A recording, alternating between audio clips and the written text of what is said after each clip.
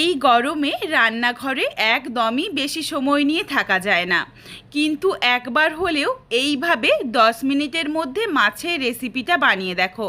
রেসিপিটা হবে ভীষণই মুখরোচক। গরম ভাতের সাথে বাড়ির প্রত্যেকেই চেয়ে চেয়ে খাবে। আর আমি তোমাদের কথা দিচ্ছি, এই রেসিপি তোমরা যদি একবার বানাও তাহলে বাড়ির প্রত্যেকেই তোমাদের কাছে অনুরোধ করবে যেন পুরো গরমটা এই রকমই রেসিপি বানাতে থাকো। বাড়িতে অবশ্যই একবার হলেও এই রান্নাটা করে আমায় কমেন্ট করে জানাতে ভুলো না কিন্তু, যে তোমাদের কেমন লাগলো। নমস্কার বন্ধুরা, শুভমিতা ব্লগে সবাইকে স্বাগত জানাই। তাহলে চলো আজকে রেসিপি দেখে নেওয়া যাক। তবে রেসিপিটা কেউ স্কিপ করো না। স্কিপ করলে আমি কি পদ্ধতিতে রান্নাটা করলাম বা কী মশলার কিভাবে অ্যাড করলাম সেটা তোমরা মিস করে যাবে, তখন হয়তো খেতে এতটা ভালো হবে না। এখানে আমি প্রথমেই 4 পিস নিয়ে নিয়েছি রুই মাছ। এখানে কিন্তু তোমরা রুই মাছের পরিবর্তে যে কোনো কাটা মাছ দিয়েও রেসিপিটা বানাতে পারো। মাছটা ধুয়ে পরিষ্কার করে জলটা ঝরিয়ে নিয়েছি। এরপর এতে দিয়ে দিলাম স্বাদ অনুযায়ী লবণ, অল্প পরিমাণে হলুদের গুঁড়ো আর খুবই সামান্য একটু কাঁচা সর্ষের তেল। এরপর মাছের মধ্যে মশলাটা খুব ভালোভাবে মেখে নিচ্ছি। এখানে আমি যা যা মশলা ব্যবহার করব আর যতটা পরিমাণে সেটা কিন্তু এই 4 পিস মাছের জন্য। তবে তোমরা যদি মাছের পরিমাণ কম বা বেশি করে নাও, সেই ক্ষেত্রে অবশ্যই মশলার পরিমাণটাও কম বা বেশি করে নিও। মাছের মধ্যে ভালোভাবে মশলাটা মেখে একটা সাইডে রেখে দিচ্ছি। এখানে আমি একটু 5-7 মিনিটের জন্য রেস্টে রাখছি। তবে তোমাদের হাতে যদি সময় না থাকে তাহলে চাইলে সাথে সাথে এটা মেখে নিয়েও রান্নাটা করা যেতে পারে, কোনো অসুবিধে নেই। কড়াইয়ের মধ্যে প্রথমেই বেশ খানিকটা সর্ষের তেল খুব ভালোভাবে গরম করে নিয়েছি। তেলের পরিমাণটা একটু বেশি দিয়েছি, তার কারণ এই তেলের মধ্যেই মাছ ভাজা বা পুরো রান্নাটাই হয়ে যাবে। তেল ভালোভাবে গরম হয়ে গেলে 1 চিমটি লবণ ছিটিয়ে দিয়েছি তেলের মধ্যে, যাতে ছিটকে গায়ের মধ্যে না আসে। এরপর একে একে গরম তেলের মধ্যে মাছগুলো দিয়ে দিচ্ছি। এই মাছটা ভাজা হতে হতেই চলো কিছু মশলার পেস্ট বানিয়ে নিই। তার জন্য বাটিতে নিয়েছি 2টো শুকনো লঙ্কা আর 2 চামচ পোস্ত। এর সাথে দিয়ে দিচ্ছি 1/2 চামচ পরিমাণে রাই সর্ষে। এই রেসিপিটার সাথে রাই সর্ষে দিলে বেশ ভালো হয়, কারণ এই রাই সর্ষের সুন্দর একটা ঝাঁঝালো গন্ধ থাকে। তবে এখানে দেখো 2 চামচ পোস্ত দিয়েছি আর দিয়েছি আমি 1/2 চামচ রাই সর্ষে। এগুলোকে প্রথমে আগে শুকনো অবস্থাতে গুঁড়ো করে নিয়েছি। তারপর দিয়ে দিয়েছি প্রায় 5-6 কোয়া রসুন, একটা টুকরো আম। এখানে আমি একটা ছোট আমের অর্ধেকটা কেটে নিয়েছি, তারই মধ্যে থেকে একটা টুকরোই মশলার সাথে দিয়েই বেটে নিয়েছি।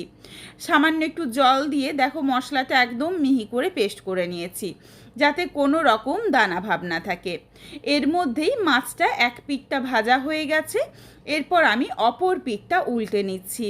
উল্টে পাল্টে হালকা লালচে রং ধরিয়ে ভেজে নেব। খুব বেশি কড়া করে ভাজার দরকার নেই, কারণ এই মাছটা যদি রান্নার পর বেশ একটু নরম থাকে তাহলে কিন্তু খেতে বেশ ভালো লাগে। মাছটা হালকা করে ভেজে তুলে রাখলাম। কড়াইয়ের মধ্যে বাকি যেটুকু তেল রয়ে গেছে, এই তেলে ফোড়নে দিচ্ছি 1 চিমটি কালো জিরে আর 1 চিমটি রাই সর্ষে। নাড়াচাড়া করে ফোড়নটা ভেজে নিয়েই দিয়ে দিলাম একটা মাঝারি সাইজের পেঁয়াজ কুচি। পেঁয়াজটা দিয়ে নাড়াচাড়া করে বেশ একটু হালকা করে ভেজে নেব। খুব একটা বেশি লাল করে ভাজার দরকার নেই এই রেসিপিটার জন্য। পেঁয়াজটা হালকা করে দেখো ভাজা হয়ে গেছে, এর চেয়ে আমি আর বেশি ভাজবো না।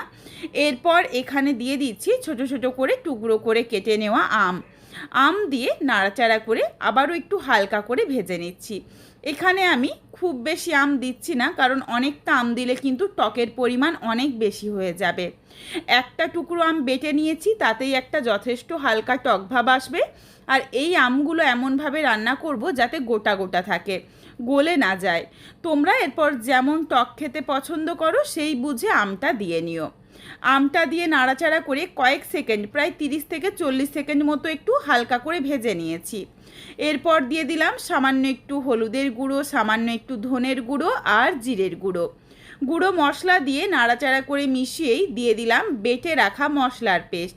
বাটা মশলা দিয়ে গ্যাসের ফ্লেম লোতে করে আবারও প্রায় 30 থেকে 40 সেকেন্ড সময় নিয়ে মশলাটাকে একটু কষিয়ে নিচ্ছি।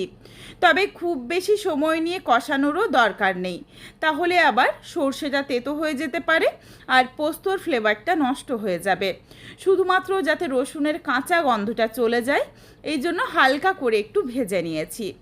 এরপর এর সাথে দিয়ে দিলাম মশলার বাটি ধোয়া বেশ খানিকটা জল। এই গ্রেভিটা ফুটে যাওয়া অবধি অপেক্ষা করব। সুন্দরভাবে যখন গ্রেভিটা ফুটে উঠেছে এরপর একে একে ভেজে রাখা মাছগুলো দিয়ে দিচ্ছি আর দিয়ে দিচ্ছি কয়েকটা ফাটিয়ে নেওয়া কাঁচা লঙ্কা। এই রেসিপিটার মধ্যে অবশ্যই শুকনো লঙ্কা বেটে দিও, আর কয়েকটা কিন্তু এই রকম যখন মাছ দেবে তখন কয়েকটা কাঁচা লঙ্কাও ফাটিয়ে দিও। তাহলে দেখো এই রান্নার মধ্যে যেমন একটা সুন্দর গন্ধ আসবে তেমন কিন্তু খেতেও বেশ ভালো লাগবে। এরপর এর সাথে দিয়ে দিলাম স্বাদ অনুযায়ী লবণ আর হাফ চামচ পরিমাণে চিনি। চিনিটা কিন্তু অবশ্যই দিও, তাহলে টেস্টটা ব্যালেন্স হয়ে যাবে, কারণ এখানে বেশ কিছুটা আমের ব্যবহার রয়েছে।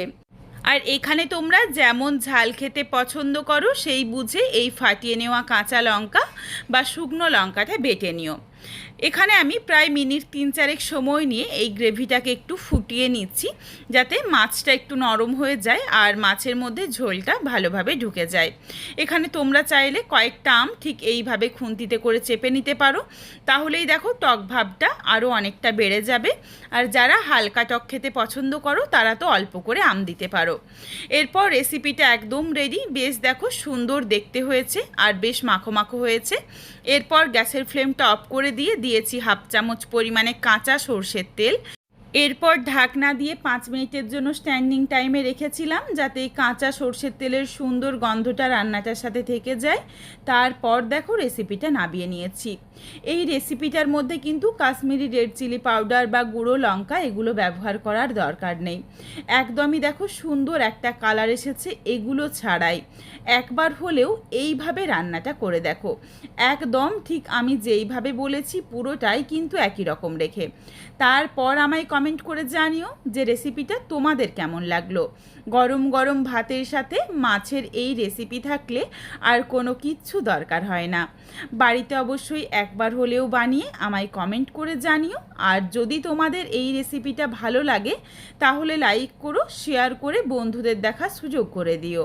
তোমরা যদি আরও এই ধরনের নিত্য নতুন ঘরোয়া রেসিপি দেখতে চাও তাহলে অবশ্যই আমার চ্যানেলটিকে সাবস্ক্রাইব করে পাশে থাকা বেলটি অন করে অল নোটিফিকেশন অন করে দিও, যাতে আমার প্রত্যেকটা রেসিপির নোটিফিকেশান সবার প্রথমে তোমাদের কাছে পৌঁছে যায়। আবারও খুব শীঘ্রই হাজির হচ্ছি ঘরোয়া নতুন কোনো এক রেসিপি নিয়ে। পরবর্তী রেসিপি দেখার আমন্ত্রণ রইল। পুরো ভিডিওটা দেখার জন্য অসংখ্য ধন্যবাদ। তাহলে আজকে আসি, সবাই ভালো থেকো, সুস্থ থেকো।